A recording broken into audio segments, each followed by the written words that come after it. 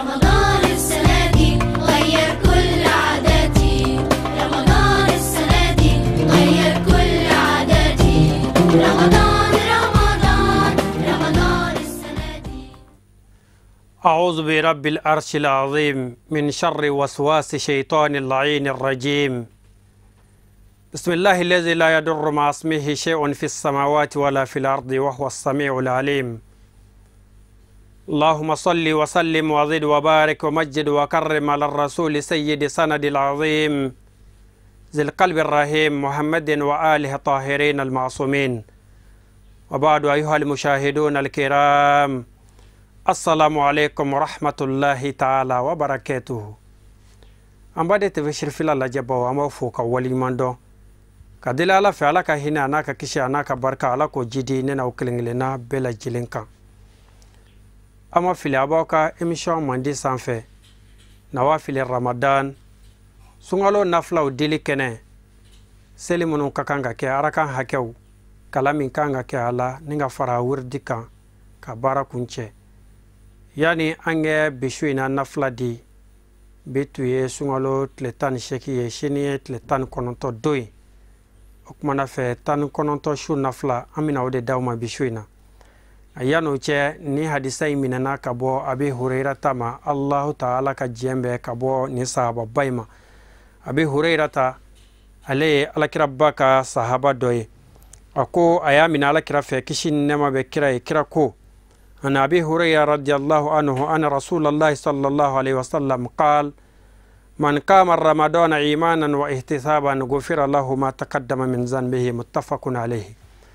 أبي هريرة كوكو على كربا كوكش نما باي نما مين يسونغلو شو جو ما مين يسونغلو شو ينمايا سلولا كا ينمايا قرآن كلاونا كا ينمايا على ويلولا كسونغلو شو ينمايا سركاتي بولا كا ينمايا نيومانكولا كا ينمايا جرمنا ولو توليلا okoro ka shubban ka sorima alakuta ke hal na sollaye alakuta doni ne ka kona fo ko tikila mo ya nyina maya ko ni mami yo ke ko ka donga fo ni akeli ife amake yira kama fo limaniya ni aladanaya imanan wa ihtisaba limaniya kama ni aladanaya ko bi fe min ke gufira Allahu ma taqaddama min zanbihi jurumu korote mene ka bo bela jere ya fa adama de alake hera kain abi umama alefene kiraka sababai ayalam ayin lakalanye kafala kirabba ko kishin nama bai ataitu rasulullah sallallahu alaihi wasallam fakultu murni bi amrin aquzuhu anka faqal alayka bisawmi fa innahu la misla lahu aw fa innahu la masila lahu. Abi umama ako alena na la kirabba yorodono aleko kirama ako miyamare ani bara mi nimba mina kabo Muhammaduma okoro mise kala kalika fo nyeni mina kabo alakira bama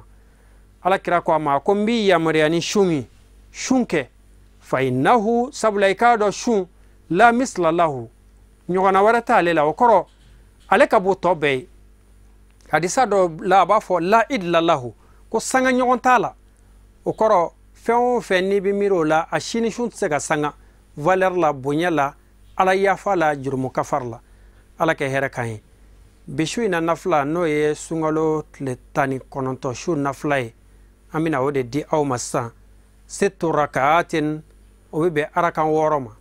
layla 19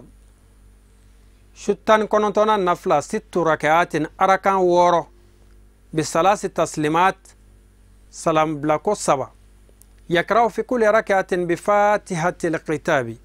أركان كله فاتحة شنكلي سورة الإخلاص شنولون فلا نو يقول الله سورة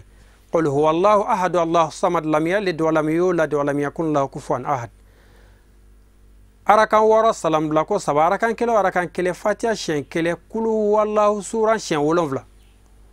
يا هادي ويذكروا سلام سبانا منا بلايف يا هادي شنكمه misega kan sungalo shutan konontonan arakan no ya naflay obi arakan woroma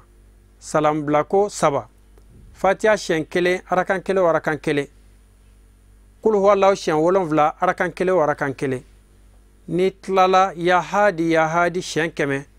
o y'a zikru ye ala k'a minɛ an kelen-kelenna bɛɛ lajɛlen bolo k'a minɛ a kɛbaga ɲuman bɛɛ lajɛlen bolo n'an bɔra yan an b'aw fo ka waleɲuman dɔn a ka ɲɛmadali la aw minnu tun sɔgɔlen don an na nawafili ramadan kabiri sunkalo jɔra fo bi dɔw bɛ yen olu ma kelen bila a la minnu y'a kɛ ala k'a minɛ an'u kelen-kelenna bɛɛ lajɛlen bolo foli la kumaba an b'o di an seereyabagaw aw ma ka segin an ti ɲina a nɛgi ti bɔ an na an bɛ an karamɔgɔ fɔ an'an ka cɛkɔrɔba sababu ɲuman Sayyid Sharif Usman Madan Haidara la cɛ min sabalila ka tila ka mɔgɔw sabali cɛ min kandara ka mɔgɔw kanda cɛ min kɛra nɔrɔ ye ka tila ka mɔgɔw nɔrɔya maa dɔ bɛ yen i ye nɔrɔ ye nka i tɛ se ka maa wɛrɛ nɔrɔya maa dɔ yɛrɛ bɛ yen i bɛ bɔ nɔrɔ la nka i bɛ kɛ dibi ye Sharif Usman Madan Haidara ala sɔnna ale bɔra nɔrɔ la ka kɛ nɔrɔ ye ka tila ka dibi alew nɔrɔ Muhyil Beya tɔgɔ kelen bɛ yen ale ni maa ma jɛ o la o ye jumɛn ye Bay'atu alal islami ɲɛnamayabaga